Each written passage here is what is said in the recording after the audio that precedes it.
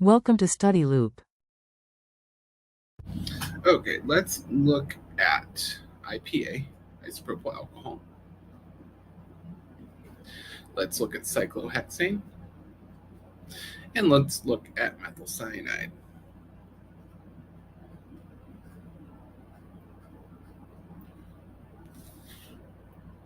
Okay. What do you know about the solubility of these compounds in each other, right? You know that isopropyl is soluble in cyclohexane, it's soluble in methyl cyanide, or acetonitrile. Yeah. But that the two together are not miscible, right? Well, why aren't some things miscible? Why can't you mix water and oil? Why can't you mix water and like chloroform? You know, what's up with that? Well, it has to do with polarity, right? Polar things and non-polar things don't mix. Okay, cyclohexane is very non-polar, right? It's all carbon-carbon bonds, which don't have a dipole, and it's all carbon-hydrogen bonds, which have basically, again, no dipole. The electronegativity of carbon and hydrogen is very, very close. Carbon-carbon bonds and carbon-hydrogen bonds are effectively totally nonpolar. Okay, so a structure made entirely out of carbon and hydrogen is going to be incredibly nonpolar, right? Okay, what about acetonitrile?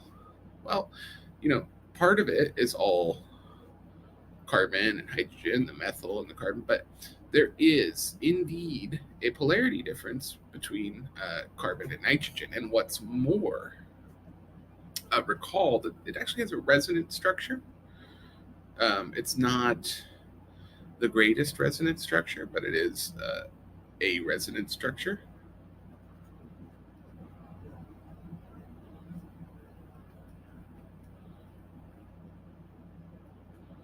Right? Okay. So there's this polar element to acetonitrile purely through resonance, right? So when you think of acetonitrile, you're like, yeah, it's polar. Okay. At least much more polar than cyclohexane. There's a partial positive charge here and a partial negative charge there. Okay. Acetonitrile is polar. What about isopropanol? Okay. Well, yeah, it's also polar. Partial negative on the oxygen, partial positive there, partial positive on hydrogen. Okay, so there's some polarity to isopropyl, but it's also got this sort of non-polar bit. As it turns out, in terms of polarity, if we were to rank these three, least polar to most polar, pause the video and think about how you might rank them given what you know about them. Okay, least polar, we already said, is cyclohexane. Most polar is the acetonitrile. Okay, and then in the middle is isopropanol. Okay, so isopropanol isn't too polar to not dissolve in cyclohexane. Not too polar to